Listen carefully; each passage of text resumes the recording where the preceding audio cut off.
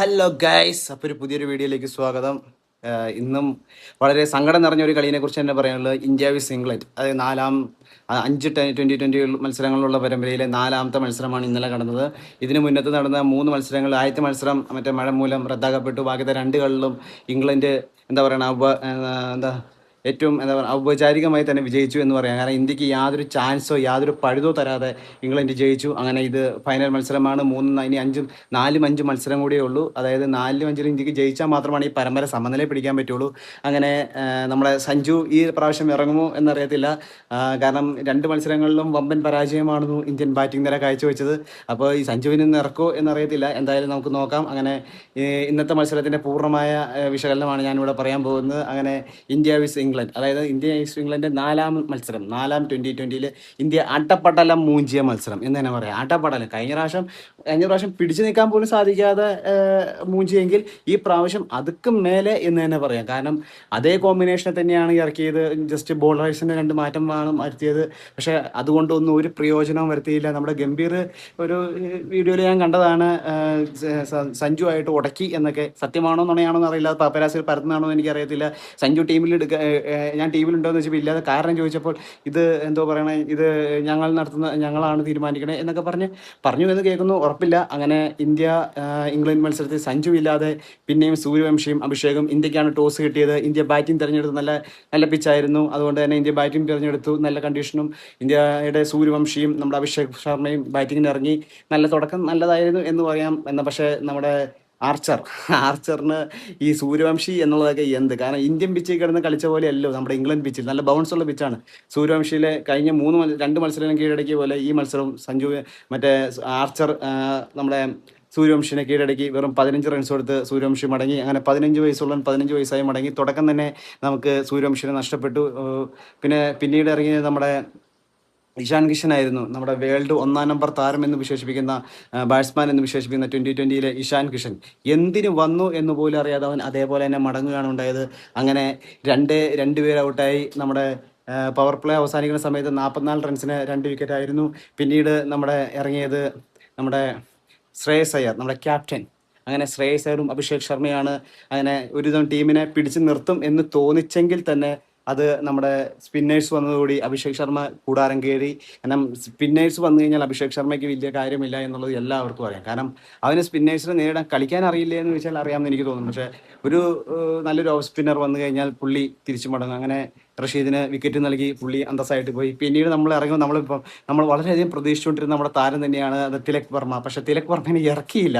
തിലക് വർമ്മയ്ക്ക് ഇതൊന്നും കണ്ട് നെഞ്ചിരിപ്പ് കൂടാൻ, നമ്മുടെ വൈസ് ക്യാപ്റ്റനും കൂടിയല്ല നെഞ്ചിരിപ്പ് കൂട്ടാൻ, അല്ലെങ്കിൽ പുള്ളി ഇറങ്ങിക്കഴിഞ്ഞാൽ ഈ പ്രാവശ്യം പുറത്തായി കഴിഞ്ഞാൽ പുള്ളിയെ ടീമിൽ നിന്ന് പുറത്താക്കുമെന്നുള്ള പുറത്തുള്ള ആൾക്കാരുടെ വിളി കൂടുമെന്നുള്ള പ്രതീക്ഷയാണ്. പുള്ളി ഒന്നും പരിങ്ങി. കാരണം ബോളേഴ്സൊക്കെ അത്യാവശ്യം നല്ല പന്തെറിഞ്ഞ് കഴിയട്ടെ, ഞാൻ കുറച്ച് മാറി നിൽക്കാം എന്ന് തോന്നിയതുകൊണ്ടാണോ എനിക്കറിയത്തില്ല. അത് ടീമിൻ്റെ പ്ലാനാണോ എന്നറിയത്തില്ല. ഭയങ്കര പ്ലാനിങ് ആണ് ഇപ്പോൾ ടീമിൽ നടക്കുന്നത്. അങ്ങനെ നമ്മുടെ ദുബെയാണ് ഇറങ്ങിയത്. ദുബെ ഒന്ന് തട്ടിമുട്ടിയൊക്കെ ഒന്ന് പിടിച്ചു നിൽക്കാൻ ശ്രേയസ് അയ്യറിൻ്റെ കൂടെ കൂടി. പക്ഷേ അതുകൊണ്ടും പ്രയോജനം ഉണ്ടായില്ല. ദുബെയും മടങ്ങി.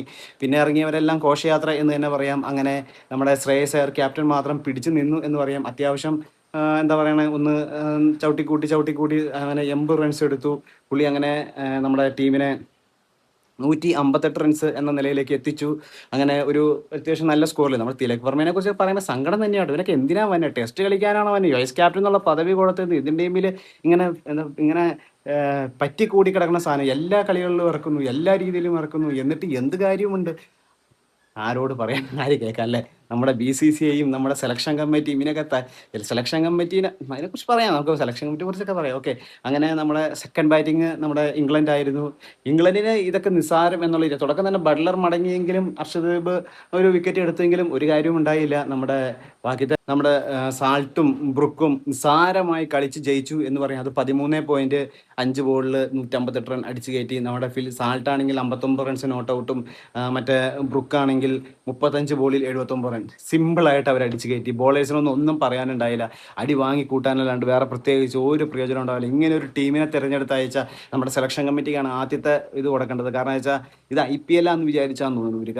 കാരണം വെച്ചാൽ മെയിൻ ടീമുകൾ, അതായത് അത്യാവശ്യം പരിചയമുള്ള സീനിയേഴ്സിനെയൊക്കെ ഒഴിവാക്കിയിട്ട് ഒരു കുഞ്ഞ് എന്താ പറയണേ, എനിക്കും ഈ പറയും പോലെ ഒരു ഫോമിലുള്ള ഒരു താരവും ഇല്ല എന്ന് പറയുന്നു. പക്ഷേ ഫോമിലുള്ള ഒരു താരം ഇല്ലെങ്കിൽ തന്നെ ഏറ്റവും കൂടുതൽ പിഴ കേൾക്കുന്നത് നമ്മുടെ സഞ്ജു സാംസണാണ്. കാരണം സഞ്ജു സാംസൺ 2 കളി കളിച്ചില്ല എന്ന് പറഞ്ഞ് അവനില്ലാത്ത കുറ്റങ്ങളില്ല, അവനില്ലാത്ത പ്രശ്നങ്ങളില്ല.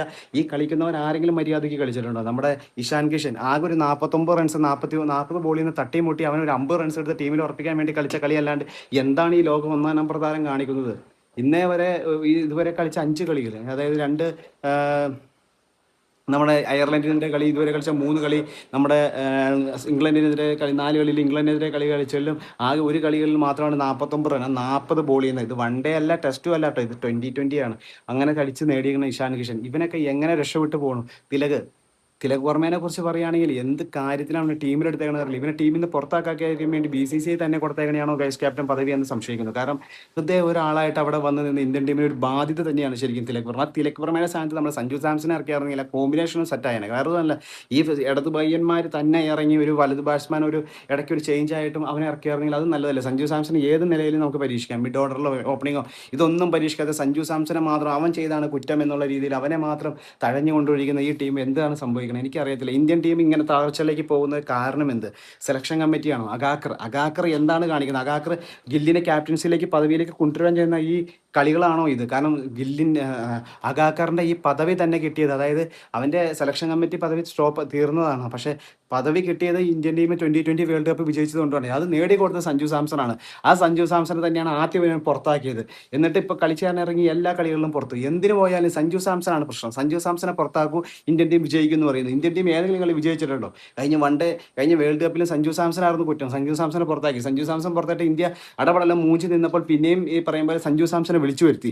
സഞ്ജു സാംസൺ കളിച്ച് കപ്പ് നേടി. അതേപോലെ തന്നെ ഈ പ്രാവശ്യവും അടപടലം മൂഞ്ചി. സഞ്ജുവിൻ്റെ ശാപമാണോ അതോ എന്താണെന്ന് അറിയത്തില്ല. ഈ നമ്മൾ റോങ് ആയിട്ട് എന്തെങ്കിലും ചെയ്തു കഴിഞ്ഞാൽ അതിൻ്റെ ഫലം നമുക്ക് കിട്ടും എന്ന് തന്നെയാണ് എൻ്റെ ഒരു വിശ്വാസം. അത് തന്നെ സെലക്ഷൻ കമ്മിറ്റി എന്തോ പ്ലാൻ ചെയ്ത് കരുതിക്കൂട്ടി ചെയ്യുന്ന കാര്യങ്ങളെല്ലാം അവർക്ക് തന്നെ വിനയാകുന്നു എന്നാണ് എനിക്ക് തോന്നുന്നത്. അങ്ങനെ അടപടലം മൂഞ്ചി ഇന്ത്യ എന്ന് തന്നെ പറയാം. അങ്ങനെ ഇപ്പം കളിച്ച കളികളിൽ 3-0 ഇന്ത്യ പിന്നിലാണ്. ഇനി ഒരു കളിയും കൂടിയേ ഉള്ളൂ.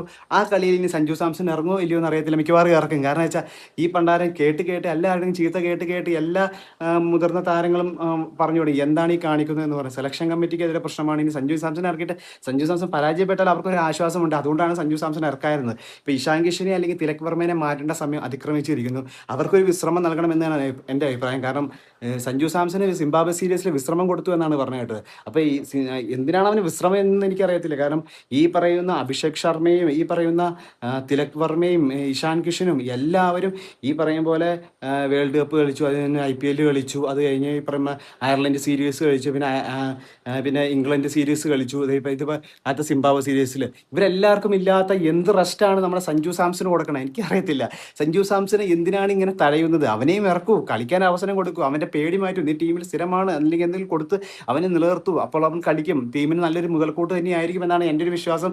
അപ്പോൾ അങ്ങനെ ഇന്ത്യയുടെ 5 മത്സരങ്ങളുള്ള പരമ്പരയിൽ 3-0 ഇന്ത്യ ഓൾറെഡി പരമ്പര അടിയുറവ് വെച്ചു. ശ്രേയസ് അയ്യറിൻ്റെ രണ്ട് പരമ്പര ക്യാപ്റ്റൻസി, അതായത് അയർലൻഡിനെതിരെ ക്യാപ്റ്റൻസി അവനായിരുന്നു. ആ പരമ്പരയും ഒരു കളി പോലും വിജയിക്കാതെ തോറ്റു. അതേപോലെ തന്നെ ഇംഗ്ലണ്ടിനെതിരെയുള്ള പരമ്പരയും ഒരു കളി പോലും തോക്കാതെ ഇപ്പം വിജയിക്കാതെ ഇപ്പം 5 കളികളുള്ള പരമ്പരയിൽ 3-0 നിലനിൽക്കുകയാണ്. ഇനി ഒരു കളിയും കൂടി ഉണ്ട്. ആ കളിയും കൂടി തോറ്റു കഴിഞ്ഞാൽ അതും തോറ്റു. ഇനി അടുത്തത് സിംബാബ്വെ സീരീസ് ആണ്. സിംബാബ്വെ ഇപ്പോൾ അടുത്തിടെ നല്ല ബംഗ്ലാദേശിനെതിരെ നല്ല വിജയം നേടിക്കൊണ്ടിരിക്കുകയാണ്. അപ്പോൾ സിംബാബ്വെയിലേക്ക് ചെന്ന് കഴിഞ്ഞാൽ എന്തായിരിക്കും അവസ്ഥ എന്ന് എനിക്കറിയത്തില്ല. ഇതിലും പരിതാപകരമായിരിക്കും. സൂര്യവംശിനെ കുറിച്ച് പറയുകയാണെങ്കിൽ പ്രതിഭയുണ്ട്, പക്ഷെ കാര്യമില്ല. ഈ IPL കളിക്കുന്ന പിച്ചുകളിൽ പോലെയല്ല നമ്മുടെ വിദേശ രാജ്യങ്ങളിൽ കളിക്കുന്നത്. അവനെയൊക്കെ വീഴ്ത്താൻ അവിടെ ആർച്ചറിനെ പോലെ ആൾക്കാരുണ്ട്. അത് കണ്ട് സൂര്യവംശിക്ക് ഇനി അവസരം കിട്ടട്ടെ. പക്ഷേ മറ്റുള്ളവരെ തഴഞ്ഞുകൊണ്ട് കിട്ടാതെ അതിൻ്റേതായ സമയത്ത് അവസരങ്ങൾ കിട്ടി അവന് കയറി വരട്ടെ. നല്ല ഭാവിയുള്ള പയ്യനാണ് എന്നെല്ലാവർക്കും അറിയാം. അപ്പോൾ 15 വയസ്സേ ഉള്ളൂ. അപ്പോൾ അങ്ങനെ അടപടലം മൂഞ്ചിയ ഇന്ത്യൻ ടീമിന് എല്ലാവിധ ആശംസകളും. അടുത്ത കളിയിലെങ്കിലും വിജയിക്കട്ടെ. ഈ പറയും പോലെ അഗാക്കറിനെയും ഗംഭീറിനെയും ഒന്നും പറയാൻ പറ്റില്ല. കാരണം വെച്ചാൽ അവരാണ് ഈ ടീമിനെ ഈ വിധത്തിലാക്കിയത്. അവരുടെ പരീക്ഷണങ്ങളും അവർ മറ്റുള്ളവർക്ക് വേണ്ടി ചെയ്യുന്ന കാര്യങ്ങളും പൊളിറ്റിക്സിൻ്റെ അകത്ത് ഉണ്ടെങ്കിൽ തന്നെ നശിപ്പിച്ചു. കാരണം തിലക് പൊളിറ്റിക്സിലൂടെ കയറിയിരിക്കുന്നതാണെന്നാണ് എൻ്റെ ബലമായ സംശയം. മുംബൈ ഇന്ത്യൻസാണ്, മുംബൈയിലാണ്. തിലകിനെ ക്യാപ്റ്റൻസിയിലേക്ക് കൊണ്ടുവന്ന് തിലകിന് വെറുതെ നിലനിർത്തിയേക്കാണ്. അതേപോലെ തന്നെ ഇനി ഗില്ലിനെ ഇതിനകത്ത് കുത്തിക്കയറ്റാൻ വേണ്ടിയുള്ള പരിപാടികളാണോ ഈ നടക്കണമെന്ന് അറിയില്ല. ശ്രേയസ് അയ്യർ എന്തായാലും അടുത്ത സിംബാബ്വെക്ക് ഇന്ത്യക്കെതിരെയുള്ള മത്സരം കൂടി ഉള്ള ക്യാപ്റ്റനാണ്. അതുകൂടെയും തോറ്റു കഴിഞ്ഞാൽ ചിലപ്പോൾ ശ്രേയസറിൻ്റെ അടുത്ത് പുറത്ത് കൊള്ളും. അതേ രീതിയിലാണ് ശ്രേയസ് പറഞ്ഞ ഡയലോഗ് ഉണ്ട്, അതാണ് രസം. കളി കഴിഞ്ഞപ്പോൾ എൻ്റെ പെർഫോമൻസ് സൂപ്പറായിരുന്നു, പക്ഷേ ടീം തോറ്റുപോയി. എന്തിനാണ് ഇങ്ങനെ പെർഫോമൻസ്? ജയിക്കാൻ വേണ്ടി കളിക്കുക. ടീമിൻ്റെ പെർഫോമൻസ് ആണ് ആദ്യം വലുത്.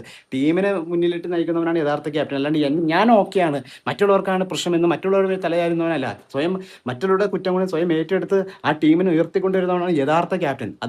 അത് എനിക്ക് തോന്നുന്നത് അത് ഇവന പറയും പോലെ ശ്രേയസറിന് അറിയില്ലാത്തതുകൊണ്ട് ശ്രേയസറിൻ്റെ ഞാൻ കളിക്കുന്നുണ്ട് എന്ന് കാണിക്കുന്നതാണെന്ന് എനിക്കറിയത്തില്ല. എനിവേ അങ്ങനെ അടപടലം മൂഞ്ചി ഇന്ത്യൻ ടീം അങ്ങനെ ഇന്ത്യ തോറ്റ് തുന്നമ്പാടി അങ്ങനെ 3-0 കളി തോറ്റിരിക്കുന്നു. ഓക്കെ, അപ്പം ഇനി അടുത്തൊരു മത്സരവുമായി പിന്നെ കാണാം. Okay, by.